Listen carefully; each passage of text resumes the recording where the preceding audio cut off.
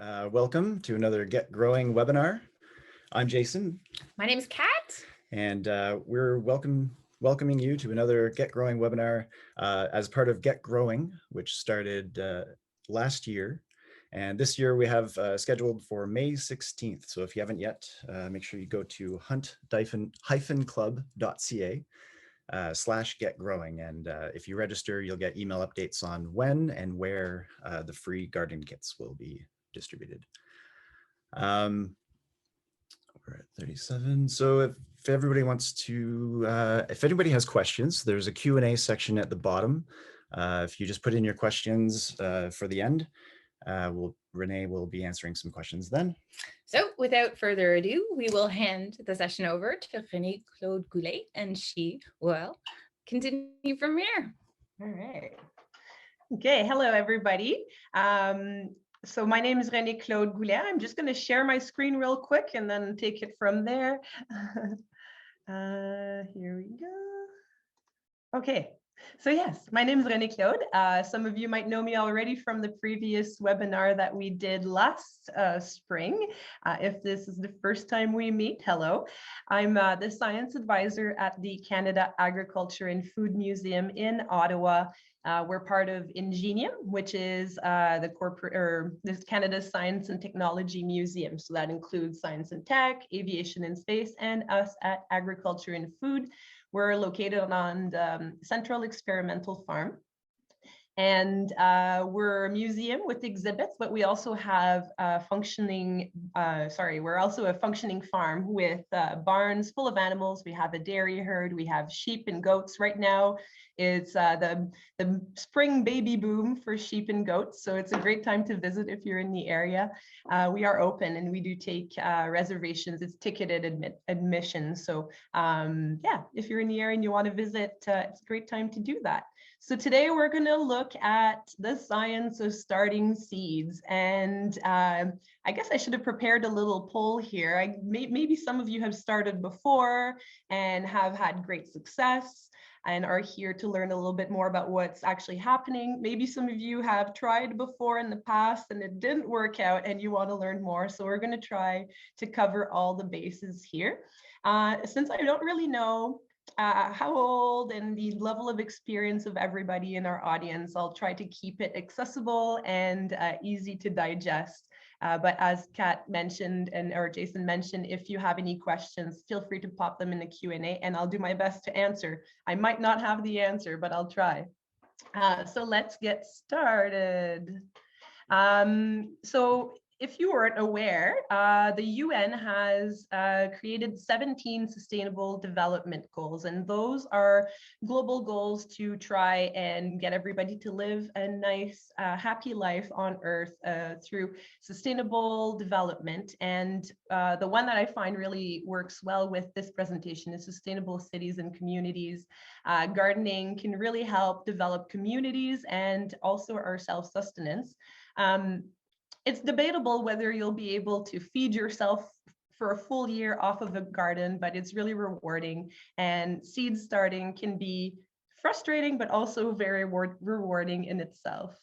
And it's also International Year of Fruit and Vegetables, so all year, and we're celebrating the fruit and vegetables that give us nutrients and health.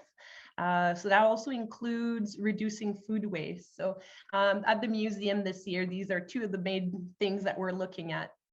So this falls in perfectly.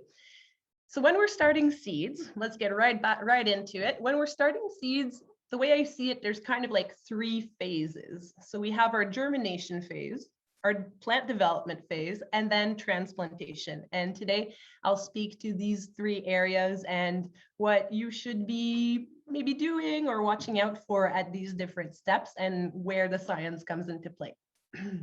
So let's get started with germination. Germination, as you can see, is a long process. We start with the seed to end up with a little shoot and some roots. So germination really refers to basically the baby plant emerging from its sheath or its shell or its seed coat. The true word is seed coat, but you can call it what you want. So what to start indoors? So not all seeds should be started indoors. Not all of them are appropriate for that. In Canada, there's short growing season. So what we're wanting to start indoors is the crops that take a very long time to grow. So we're talking plants that take 70, 80, 100 days to grow. Because our growing season is relatively short, we want to give them a head start so that once they're outside, they can really go and we can get a harvest in the summer. So that's the purpose really of starting seeds indoors. You could put your tomato directly in the ground outdoors in May, but you might not have much of a harvest until late September. So things that you would start: tomatoes, peppers, eggplants, herbs are really good ideas to start indoors. So herbs like basil, you can look at mint, anything like herbs typically are pretty fragile. So they really benefit from an indoor start. And that way, when they're put outdoors, they're sturdy and ready to go. Other things that you might consider starting indoors: squashes, corn, brassicas, so anything in the cabbage family. I forgot to include a brassica in my icons, but so anything that, these ones here, the reason that you might want to start them is that they're often falling prey to herbivores. I know when I garden, I always get birds that come and pick out my zucchini seedlings as soon as they sprout. We get squirrels that come and feast on corn. There's lots of insects that feed on brassicas or cabbage. So those are good to plant indoors and get them started a little bit ahead of time, because once they're ready to transplant, they won't be as vulnerable to attacks from predators. And so you might need to do less work in the end. Instead of replanting and replanting all the time, you might have success off that one that you end up putting in the ground that you started indoors. Another reason to start seeds indoors is that some seeds need to be quite wet for their whole germination period. Otherwise, they kind of get like stuck in their seed coat and they can't emerge. So all of these top ones here are relatively small seeds. If you look at a tomato seed compared to a pumpkin seed, the size difference is really big. So a tomato seed needs more water more consistently, let's say, to stay moist. And basil seeds, eggplant seeds, same thing. They might dry out outside by the time we plant them. So that's another good reason to plant indoors. Good to know when you're starting crops indoors is to know your plant hardiness zone, which is maybe more important for perennial plants, that is plants that will live outside all through winter, and your last frost date. So here we have a map of Canada and different colors. So what you see in here is our different plant hardiness zones. So this is a system that was developed to kind of categorize regions of Canada based on climate. And what they base this on is actually the average of the coldest it gets. So in Ottawa, we're in what's called zone 4B. So we're over here, and our last frost date is technically May 11th.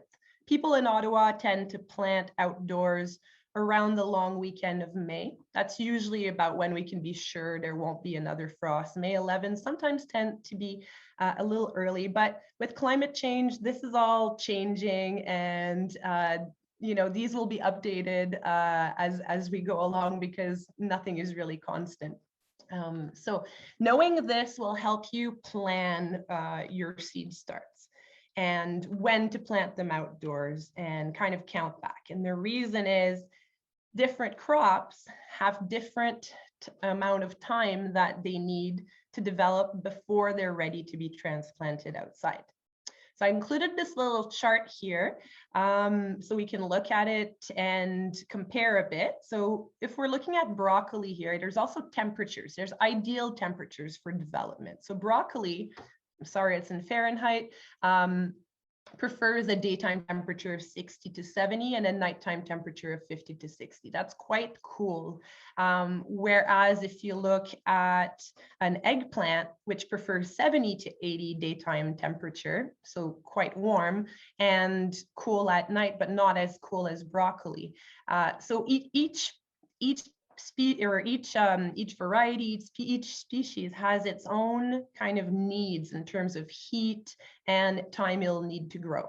If you're planning to plant celery from seeds, you'll need 10 to 12 weeks before your last frost date.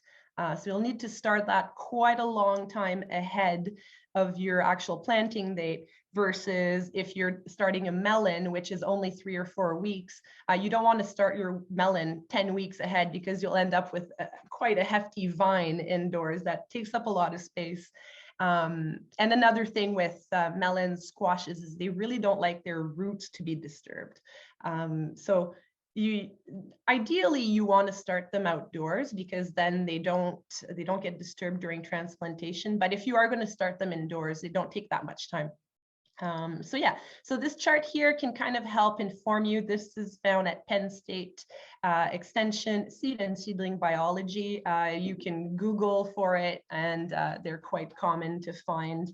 But this can kind of give you an idea of when you should be starting your seeds. So now is like a good time to start with the longer ones, like celery, onion, pepper is a good one to start now, as well as eggplant. And tomatoes too. Tomatoes take a little bit less time. Okay. So what do seeds need to grow? Well, they need warmth, humidity, and oxygen. So a seed is basically like a little self-contained pantry. I've included a diagram of a bean cross section here. So imagine it's like a bean that's opened up like a book. And what we have inside of seeds, we'll have our little baby root, baby stem, baby leaves. So that's all in there. That's our germ. And that's alive. That contains the DNA that will, become or tell the plant what it needs to become. And then dicots. So dicots are one category of plant. There's also monocots.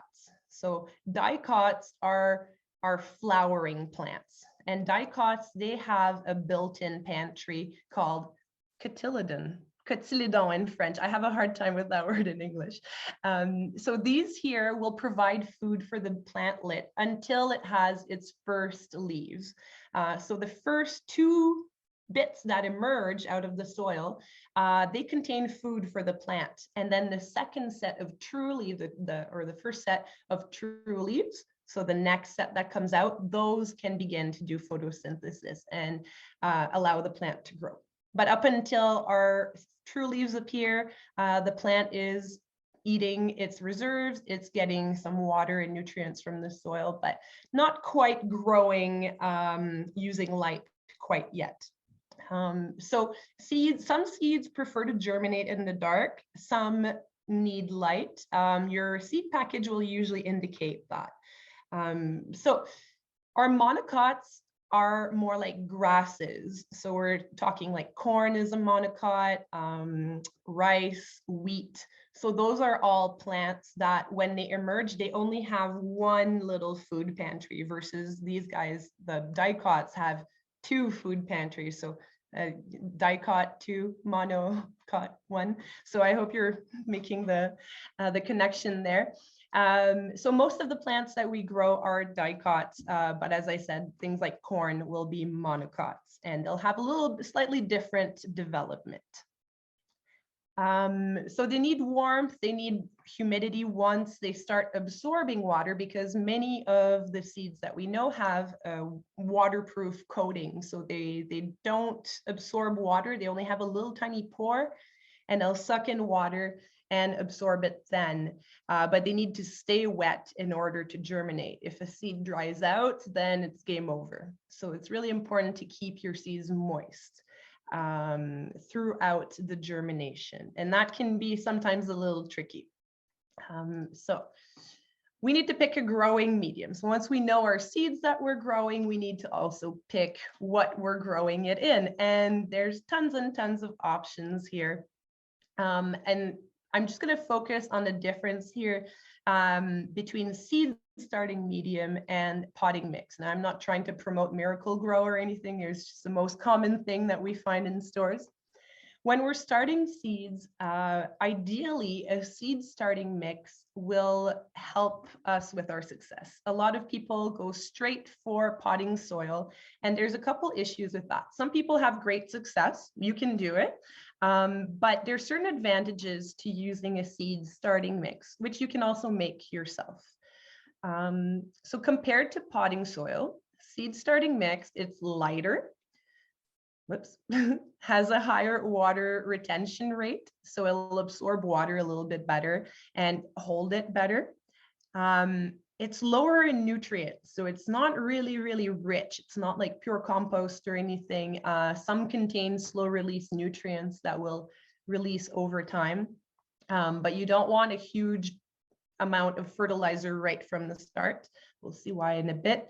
And generally, it just won't weigh down seedlings as they germinate. So it's a nice, fluffy medium, and your seeds will be able to bury their root and actually pop out really easily. Whereas one of the problems with using potting soil is just too heavy. The seeds have a hard time making their roots. They have a hard time emerging, and sometimes we end up with some problems. So the one thing with seed starting mix is that because it contains low nutrients, and depending on the amount of time you're growing your seedlings, you might have to start fertilizing your seedlings a little bit once they have 2 sets of true leaves. Whereas potting mix usually contains a higher amount of nutrients, and you typically don't need to add any more. So there's also other options. You can get these good old jiffy pucks, you know, those compressed pucks of peat, and then you can rehydrate them. I personally have always had trouble with them. Like they're easy, but I find that I have trouble with the water with them. Either they dry out too fast or they hold too much water. But I've done it like this. I don't mind it. It's an option. I also like using rock wool cubes. Those can be found in hydroponics stores, and those are a soilless medium. So rock wool, it's basically rock filaments. It's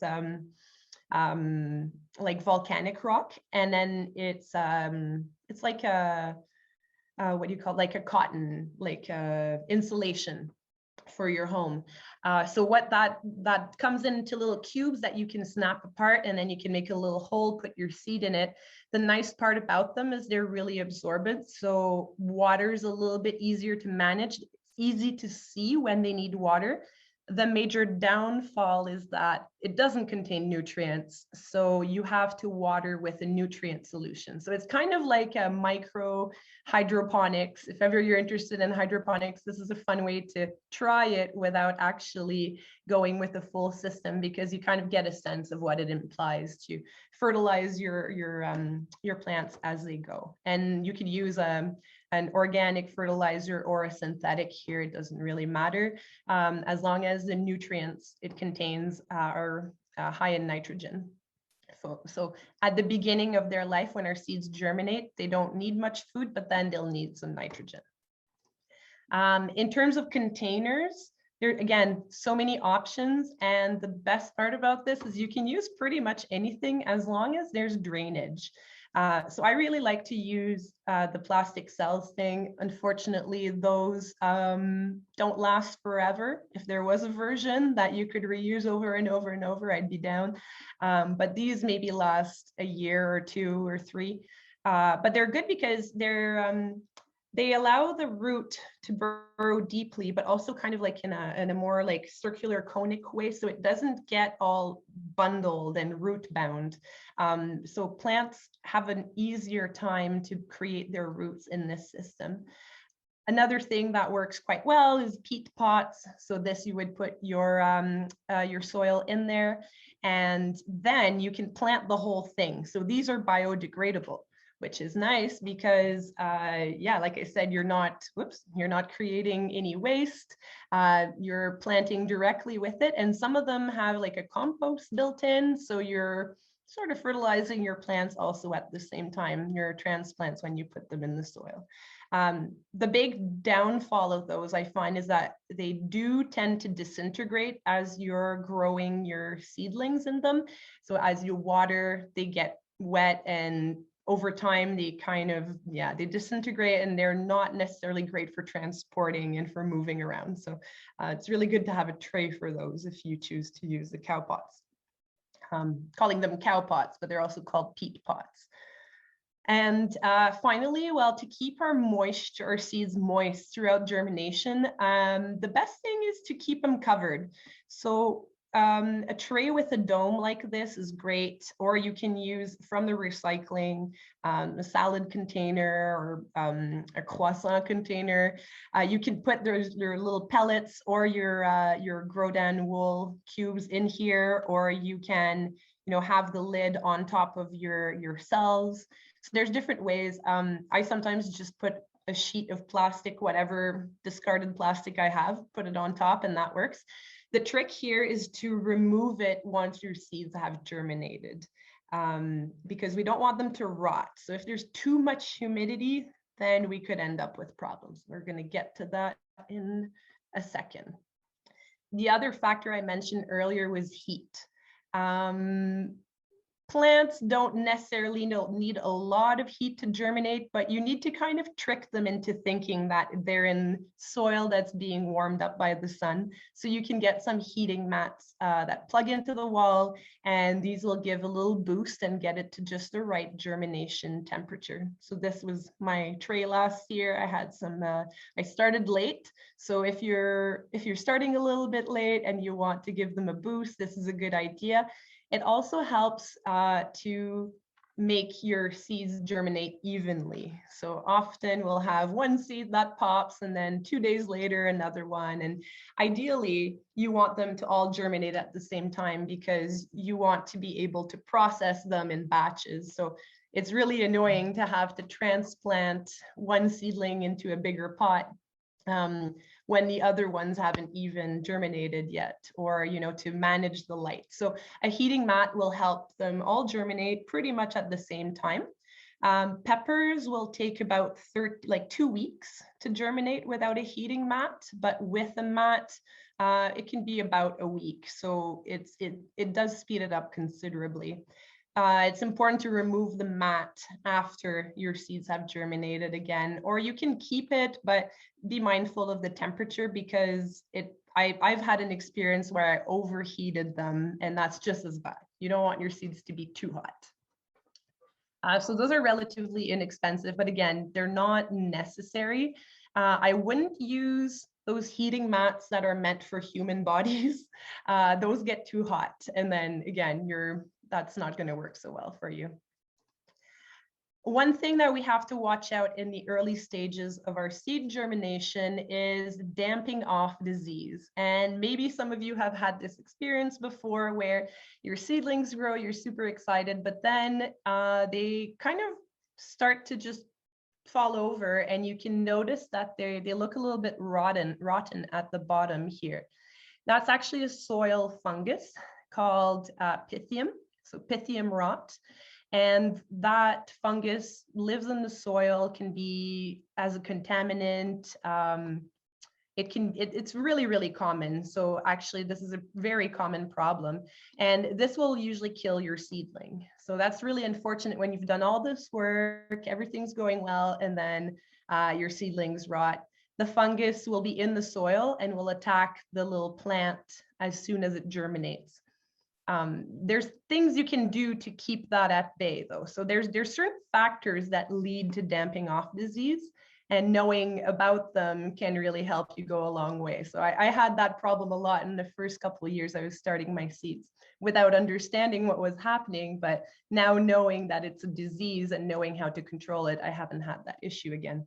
So one of the problems is planting too deeply. So your seed is really struggling to pop out of the soil. So really look at your seed envelope and look at the depth that is recommended.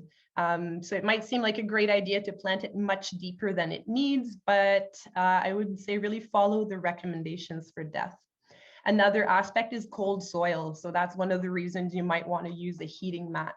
Cold soil reduces the rate of growth, which makes the seedling more vulnerable to the disease.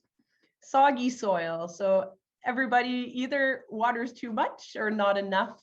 So having soggy soil will likely lead to some sort of disease or issues with your plants. So what I like to use is just a spray bottle, for the first couple of weeks, to just give them just enough, just to moisten the soil, but you don't want it dripping or waterlogged. That's really when you get problems.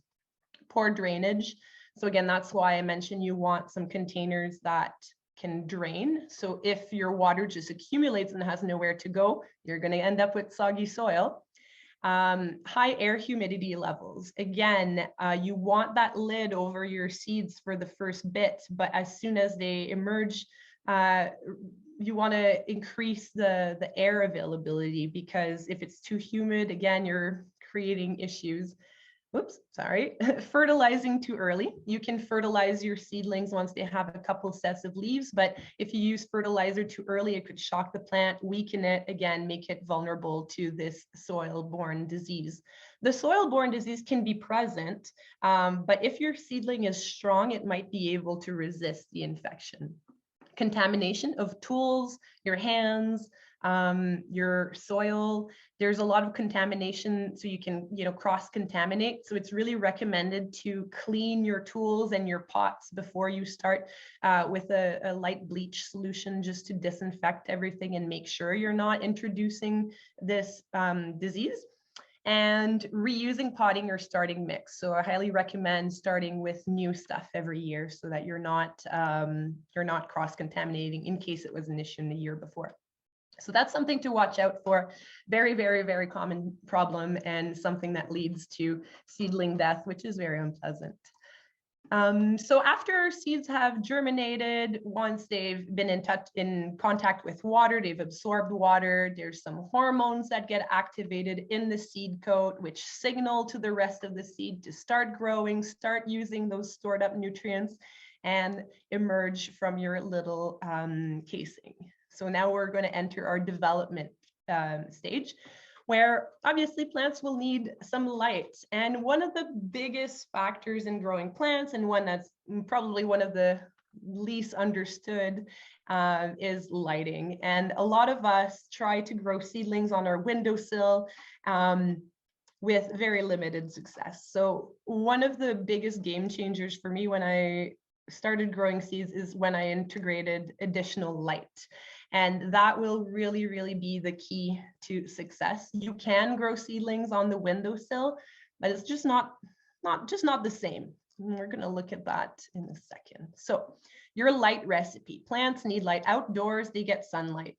Sunlight is perfect. It has everything a plant needs. Because in our light recipe, there's two things to consider. We have quality of light. We also have the intensity. So we often think like, oh yeah, there's enough light by my window, but is it the right quality? Or maybe you'll try to light your plants with an incandescent bulb and not understand why it's not really working so well. So we're just going to look at what is light just for a second, so that we have a better context here. So light quality. Light is part of the electromagnetic spectrum. So light, all of the electromagnetic waves here, light is part of that. Light behaves as a wave, but it can also behave as a particle. That's what we call a photon. So as our waves decrease in size, they gain in energy here. So a lot of waves already. We have radio waves, which are very wide, microwaves, infrared, which generates heat. Visible light, then ultraviolet. This is high energy X-ray, gamma ray. And our plants, well, they grow in the visible spectrum, but also a little bit in the infrared and ultraviolet. The sun provides all these three here. Our visible spectrum, what we see, what humans can see, is between 700 nanometers and 400, or 400 and 700. It's flipped here. But what we see, the rainbow of colors we see, is only those frequencies. It's only that part of the electromagnetic spectrum. We can't see radio waves because we're just not designed for that. And when we see a rainbow, well, that's it. That's the splitting up of light. So plants, well, they absorb in the two ends here of the visible light spectrum.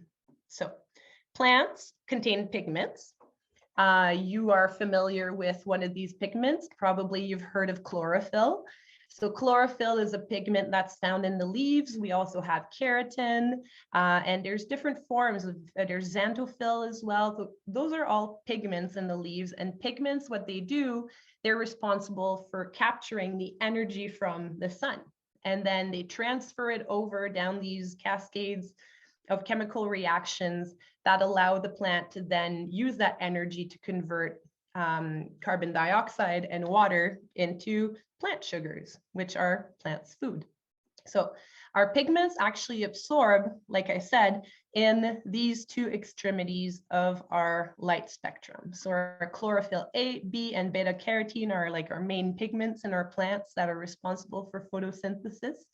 And you can see here, they prefer, there's like there's a peak at 450 to 475 in the blue and 650 to 675 in the red. But plants still, like UV rays and infrared, still are used by plants or have an impact on plants. For example, UV rays will help the plant develop its character, like its terpenes, its odors, its oils. And infrared will help it with warmth. It'll warm up the soil. So when we're providing light to our plants, we have to keep this in mind. Plants don't use the green light, and that's why plants are green, because they reflect the green light. They don't use it, whereas they absorb all of this here, all the red and all the blue. Typical lore is that blue is a more vegetative stage, so that's when they're doing their green growth, and then the redder light is when they're doing their flowering growth. So typically, if you're doing a full growing cycle indoors, you'll want to provide different types of light depending on where they are in their life cycle. But since we're only dealing with little green growth right now with our seedlings, we can focus on the blue light spectrum when we provide light. And blue light, well, comes from things like fluorescent lights, for example. So again, not just any light. If you're going to provide extra light to your plants, there's different things that you need to consider. So giving seedlings additional light, otherwise they'll be long, leggy, and weak. Our windows filter a lot of the light. So the light, even though it looks like we are getting the same amount of light and the same quality of light, we are not. And that's why providing extra light really, really helps. You can see in this picture here, these stems are white and elongated. This looks like some sort of maybe cabbage or perhaps basil. But these seedlings' chance of survival is pretty low because they're just not, they don't have a good start. And for light, additional light, we want to provide about 16 hours a day of light. So I use timers for that. It makes my life a lot easier. So 16 hours of light. Plants need a little bit of darkness to use up the compounds they created through photosynthesis. They can tolerate 24 hours a day, but it'll be totally fine with less. Again, if we're thinking energy savings and we're still paying electricity, so 16 hours makes a lot of sense. They say minimum is 12, but 12 isn't quite enough. I feel that my plants do better with a longer day typically. Because plants can sort of tell time. They're designed to be able to keep track of time, and that's what regulates their life cycle. If you have any house plants at home, you might have noticed they just started really growing again. Well, that's because they're detecting that there's more light and it's party time. It's growing season again. So there's many options for your lighting. It doesn't need to be expensive. It can be really basic. There's like Canadian Tire, Home Depot, all these like big box stores now have them. Maybe 5 years down the line, it was a bit more specialty. But now it's so common with all these new gardeners and people starting these projects at home. So you'll want to use LED, fluorescent, shop lights, but avoid incandescent lights because they produce a lot of heat and they can fry your seedlings. Whereas fluorescent and LED typically produce a lot less. So you can get anything like from this here that just, screws into a socket. You can get some more expensive, more professional type LED arrays like this one, or just shop lights will do the job. There's also countertop setups now that you can get. So light will really, really, really help. And when you do put your light, you'll want to keep it close. Okay, so we don't want to put our light too far away. Keeping our light nice and close to our seedlings will prevent them from reaching for the light. We want to have as much light intensity as possible. And then as your seedlings start to grow, you'll want to raise up your light as well. So having it on a movable kind of system helps a lot. As long as your seedlings aren't touching the light bulbs, you're good to go. And having the lights nice and low will allow your seedlings to grow a more solid stem. And then they won't stretch out to high heavens.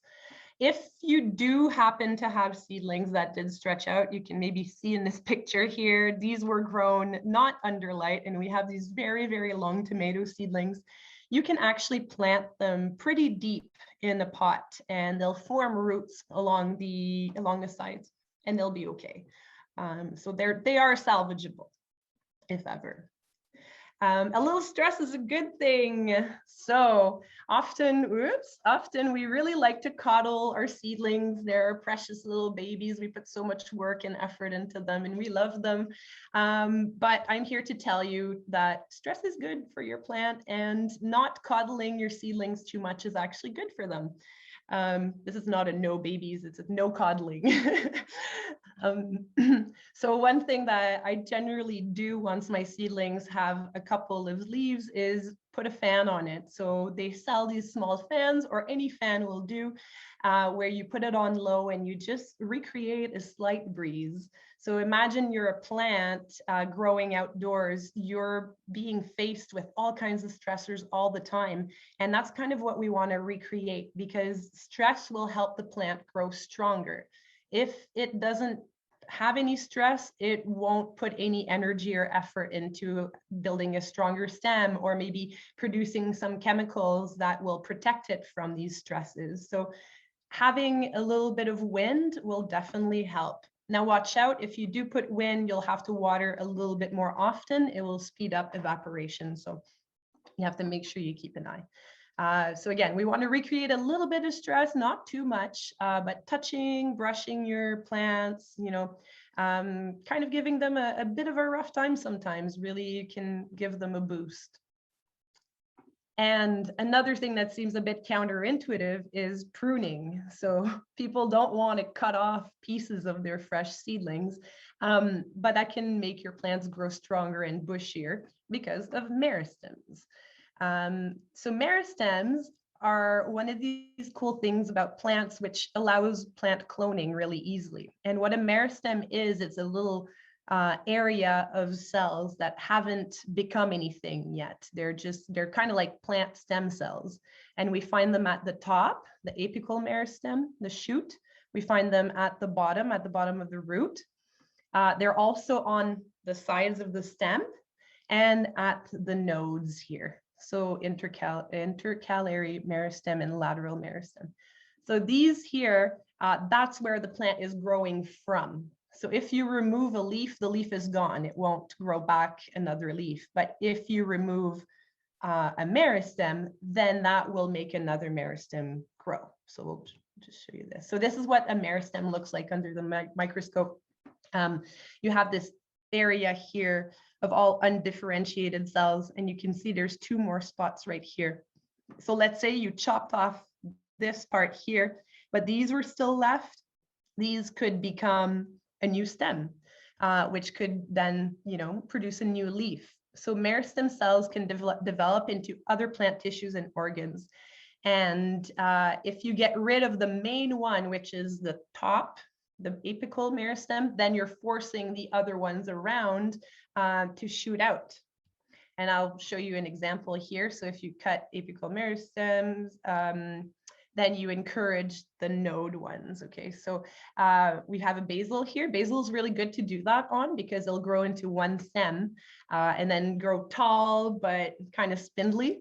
So don't cut the leaf. That's not a good, I think this one had fallen down, but you can see from the previous, okay, so there's the big leaves and then there's a little top bit here where the plant is growing. If you cut that top bit off, you'll see there's little side buds here. Those are your little side meristems. And after a couple days, they'll grow into new branches. So if you think of it as a one that does a Y and then that spreads and spreads, that will help your plants become maybe just bushier around and a little bit shorter rather than super long and spindly. So you can do that with peppers, you can do that with your basil, you can do that with a lot, even tomatoes. But tomatoes, you might not necessarily want them to be super bushy, but if you snap off suckers, you can take those suckers and put them in water and root them so you have new plants. So basically you can clone your plants by doing this. So if you're growing one basil, you chop off the top, put it in water, now you have two basil plants. And usually that's what I end up doing. I end up with quite a few basil clones. It's just easier than starting from seeds sometimes. It'll only take about a week in water to develop some roots, and those can be planted like any other plant. So that's a bit of for our development. And now the last phase of our growing is transplantation. This here is maybe not as involved, but there's some very critical steps here. So one of them is hardening off your plants. Okay, so maybe we're tempted. We have these beautiful plants that have been growing indoors. It's finally the end of May. It's time to plant our tomatoes and peppers outside. So we just rush to the garden, plant them on a sunny day, and we come back the next day to find out our plants are dead. What happened? Well, we didn't leave time for our plants to get used to the outdoor conditions. And this falls into the whole coddling thing again, where indoors, your plants aren't exposed to UV light. They're not exposed to infrared. So this is like their first time meeting these wavelengths. The light intensity is usually higher, especially if it's a sunny day. So your plants are just like in shock and they can't survive that. So it's really, really important to start hardening off your plants when you're about 2 weeks before you're ready to plant them outside. And what that means is you got to start bringing your plants outdoors for about an hour a day. Then the next day, a little bit longer, and the next day, a little bit longer, working up to a full day outdoors and then a full night outdoors. And that will allow them to gradually get used to the outdoor conditions, the wind, potentially like the appearance of predators or like herbivores. So just kind of like taking it easy will do a world of wonders. And if that's not really an option for you, I tried something at the museum here one year and it actually worked really well. I put milk crates on top of them. So I planted them in the garden and the milk crates provided, I think, just enough shade and shelter from the wind that the plants were able to get used to being outside without being taken in and out every day. It was a really windy day. Like there's this pepper here that's flying in the wind, but the tomatoes that were under here did fine. And these grew really well. So that might be another strategy in your garden. You can build a little shade tent or something and leave them under there. Finally, if your plants have a very, very long leggy stem, so they've been growing, they didn't quite get enough light, it's still salvageable. So plants, again, plants are just really want to be alive. Like they'll find the way. But you can plant it really deep. So this is a tomato here. And because of the meristems, so we're just going back a couple of slides here, because of the meristems that are all along the stem of the tomato, If you plant it deep in the ground with the stem buried, new roots are going to form there, and you're actually ending up strengthening the root system of your plant. So if you've got very, very long stem plants, you can plant them all the way up to the last set of leaves, and it should be fine. So dig a deep hole, hold your plant up, and then once your hole is covered, you can put a stick and tie your tomato plant up on there.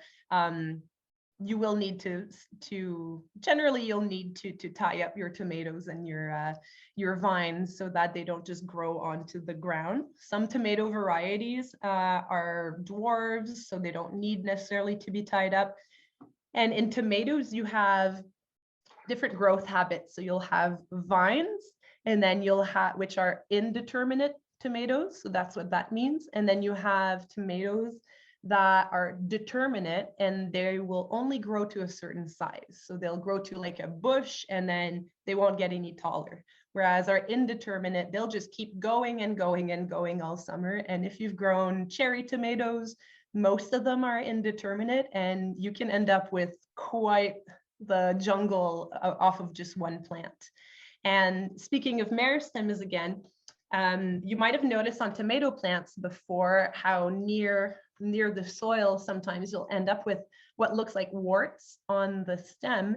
And that's just meristems on the stem that are turning into roots because they're sensing water and they're close to the ground. So they're turning into roots in order to help the plant, but usually they don't end up being actual roots. In nature, tomatoes typically, well, nobody's going to be hanging up a vining tomato if it's growing in the wild, because tomatoes were domesticated from the wild. There's still a lot of tomato varieties out there in South America that aren't domesticated. What they do is they're more like squash and things where they'll vine along the ground, and then along their stem, they're going to make new roots that are going to help to feed the plant. So the way we're growing them, we're not super helping tomatoes, but it does provide better fruit than fruit that develop on the ground. So trade-offs as usual with gardening. So a little recap.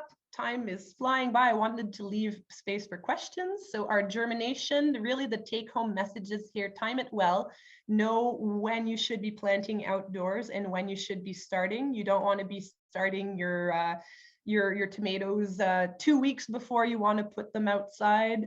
You want to give them a good 8 weeks. For squashes, you don't want to start them too early because then you'll end up with too big of a plant and too big of a root.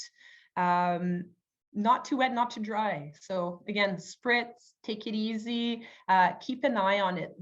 Starting seeds is something you should have a look at every day, especially under light. There's more evaporation in this, again, if you use a fan. So these are two things that will change the rate of absorption of water.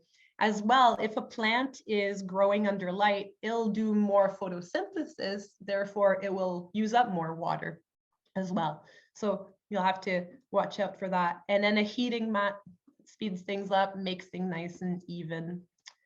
Our development, providing light in the blue spectrum for our seedlings, is a good idea. 16 hours on, 8 hours off. You can connect that to a timer. Again, Amazon, like specialty stores, box stores, pretty much everywhere now has good grow lights.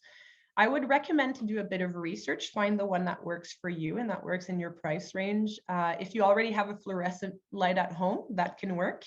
But again, try to avoid incandescent lights. So the lights that work with a filament that electricity runs through, it heats up to make the light. And a little stress is good. So don't coddle them too much. Remove the lid off of your plants once they're at the development stage. And for transplantation, harden off your babies, make sure they're ready to be outside, and transplant deep enough. So I hope these were helpful, or that you learned something along the way. I can be found on Twitter at RCGoulet.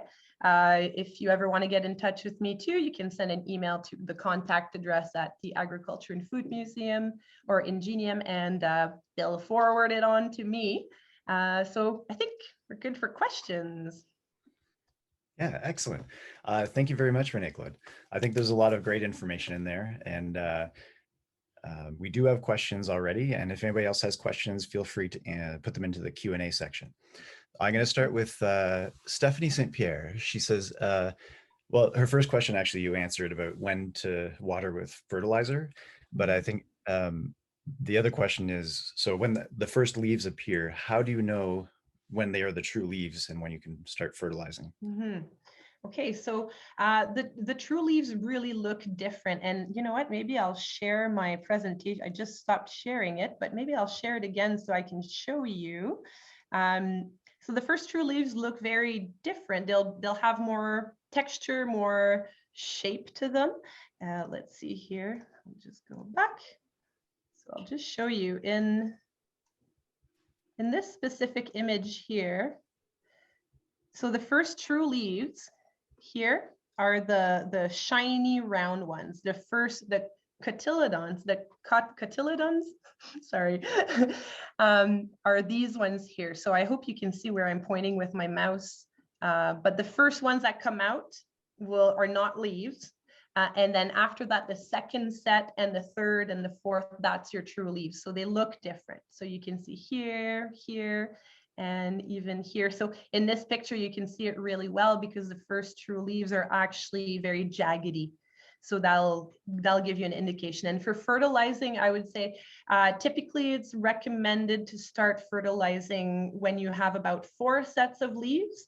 But about at quarter strength. So if you're using like Miracle Grow, it's telling you whatever amount of teaspoon per gallon, cut that in 4. So you want to reduce, because when you're getting fertilizer, they're giving you the recipe for an adult plant. In this case, they're babies. We don't want to burn them, basically. So be very careful with fertilizer. Yeah, it can be tricky. So also like compost or vermicompost tea, things like that, don't have as much of a chance of burning your plants. So you might want to consider organic fertilizers. By organic, I don't mean like organic like our food. Like in fertilizers, we have organic and synthetic. So organic fertilizers are sourced from organic materials, so dead things basically, whereas our synthetics are typically manufactured fertilizers. So they're a little bit stronger, like the nutrients are directly available to the plant. So I hope that answers your question. Perfect. And there's a second question is, I have seedlings under a grow light in my chilly basement. Should I remove the heating pad? So what I would do first, if you have like a digital meat thermometer or any kind of thermometer that you can poke into something and see what the soil temperature is. If it is above 20 degrees Celsius, you should be fine without a seed mat. But if it is a chilly basement, I would say maybe keep it, but have a look. If your soil seems to be really warm, then I would remove it. Again, like really warm soil will help fungus proliferate, but too cold as well. So you want to be in that kind of range where the seedling prefers it. So like 20 degrees Celsius is a good range, 20 to 23 usually. Moving on to the next question from Christine Johnson, and it ties in again to growing in basements. And just to confirm, if using plant lights, can you grow your seedlings in the basement?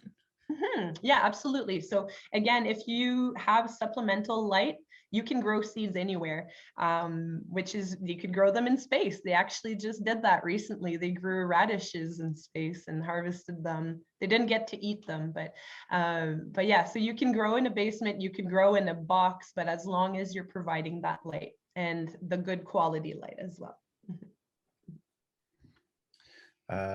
Another question here is, when you use peat pots, should you break up the pot a bit as you place it into the garden? Does it help it for the plant's roots to break through easier?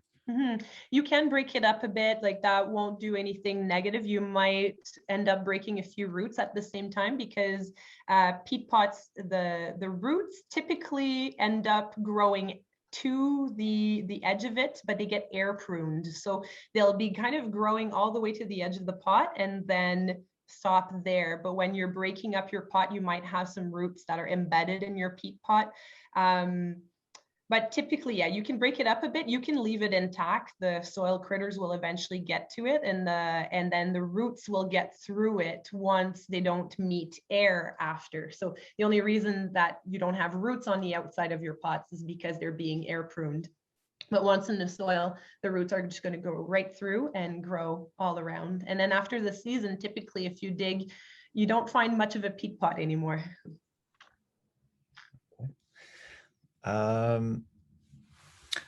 Yep.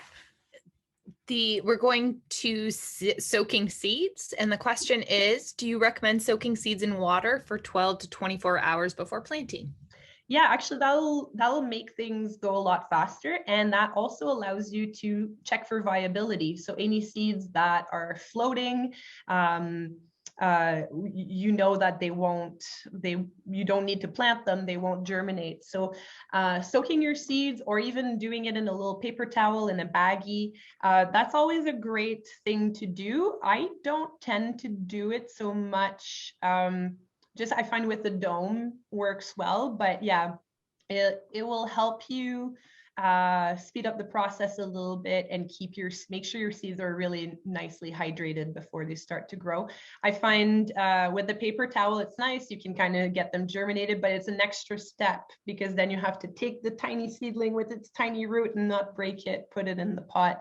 But that's a really great thing to do if you have like 5 seeds of something and you want to grow it and you don't want to take chances. So I would recommend doing like a paper towel germination and then a transplant if you're really low on seeds and you can't, plant like 3 seeds in one pot and hope for the best. The 3 pop up, you can remove 2, like that's usually what I do. I'll plant like 3 seeds in one little thing and then I'll keep the strongest and just abort the 2 others. But yeah, if you have a very rare variety or you have 1 seed of something, I would recommend going that way. Perfect. And where should seeds be stored after growing season is past? Okay. If you forget them in the garage or So the thing that you want to focus on is the least fluctuation of temperature and humidity as possible. So in Canada's seed bank, so Agriculture Agri-Food Canada has a seed bank with I think it's over 150,000 different seed samples from different varieties, and they keep them in these mylar envelopes, these like foil laminated envelopes at -20 degrees Celsius in like a humidity controlled walk-in freezer. So that way they can last for hundreds of years even. But at home, we don't necessarily have that. But yeah, I would say in the dark, in the dry, very important. With as little like temperature moving as possible. You could put them in a metal pouch in the freezer, like in the back of the freezer. That typically doesn't fluctuate too much. If you did leave them in the garage over winter, you can still try. Seeds have an expiry date, but it's like food, like that's like a best before. They could still be viable for a long time after, even if they've had temperature and humidity fluctuations. There's also the problem of like molds and funguses that could attack them. So so you might want to do a germination test on those that you've kind of found after 10 years or that you left outside or something. But typically seeds will last like 2-3 years with minimal storage. If you open a seed envelope and it smells, that's a good indication that they've gone off. Seeds contain oils as well, like especially cabbages and things like that. They contain oils that become rancid. And then if your oils are rancid, then that won't work to germinate as well. So airtight containers in the dark, in the cold is your best bet. We have about 6 questions left. I'm going to give you 3, and then if you forget any of them, just let me know. For sure. So, one was, are neon lights underneath kitchen cabinets sufficient? again, this would fall into the intensity kind of aspect. So you'd have to see, it might, I would say probably not enough, like just the neon light strips, if that's what we're talking about, probably not quite enough. Yeah. Okay, and then the next one would be, is there a fertilizer brand you would recommend? Because you mentioned you wouldn't specifically recommend Miracle-Gro. Is there one that you would recommend? I like to use musky emulsion. So that's a fish-based fertilizer, maybe not good for vegans, but so it's rich in nitrogen. It's a liquid fertilizer that you mix and dilute with water, and that works quite well. I quite like that, yeah. And then the last one from me, and then I'll hand over to Jason again. How to germinate with a paper towel. Okay, germinate with a paper towel, super easy. Grab like 2 sheets of paper towel, fold them in half, wet them, don't like soak them, but get them nice and moist, and then put your seeds, make like a little grid of seeds on it. And then you can either fold your paper towel back over or just kind of leave it like that. Put it in a baggie, a Ziploc bag or a closed container, like a Tupperware container, and check on it every day, even twice a day if you want. But yeah, they'll just kind of germinate on the paper towel. What you can do as well is just cut the piece of paper towel and put that in your plant pot, and it'll keep growing that way. And how often do you keep the paper towel moist, or how often do you find you have to? If it's in a container, typically I find I have to re-wet it maybe every 4 days. You might want to leave a little crack in the container so that there is some air going in, and then you might need to add a bit more water. But just again, I'd say as long as the paper towel is moist and that the seeds are imbibed, you're good. So you just don't want your seeds to dry. Perfect. Any tips on how to kindly redirect squirrels?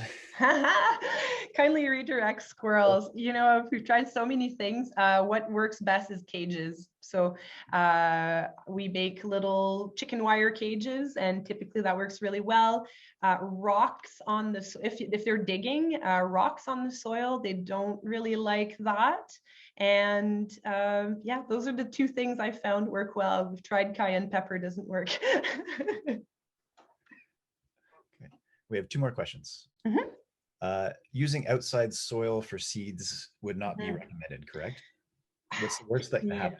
What's the worst that could happen? You could bring in a pest, like a disease, a soil-borne disease. It's not the worst, and weed seeds as well. So it's not the worst. You can do it. I've done it. It works, but yeah, your soil from outside contains thousands of microbes of all kinds and all kinds of critters. So you're bringing in an ecosystem at that point. So you're bringing in potential disease, potential pests, and yeah.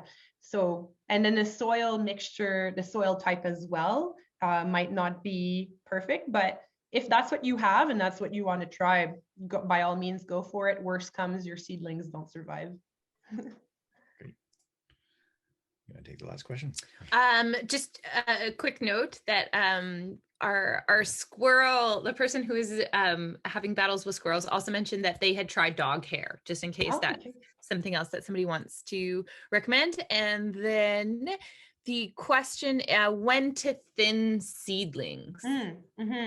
I usually thin after they've gotten their first set of leaves. So once they've popped, they've had their cotyledons out, once their first set of leaves comes out, then I can usually know, okay, this one's the strongest. Sometimes they're all equal.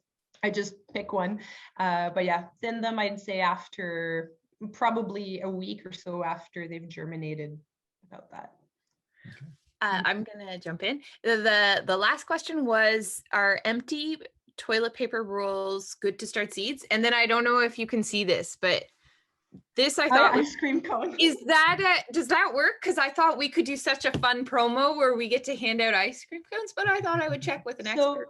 Ice cream cones, I've never tried it, I've seen it. My one concern with it is that once ice cream cones get wet, they get really gluey and kind of melty. So that might be an issue. Egg cartons are really good. because then egg cartons, they're more like the peat pots. Toilet paper rolls seem to work as well, but you have to make sure that your bottom is closed. So that works too. You can also make newspaper, like little pots using newspaper as well, and that works all right as well. Perfect. Great. That's great. Great. We thank you for your time. And this will be recorded, and everybody will get an email tomorrow with a link if you want to rewatch it, because there's a lot of great information in there. It'll also be on our GetGrowing website on the huntclub.ca website. All right. Thank you. Thank you.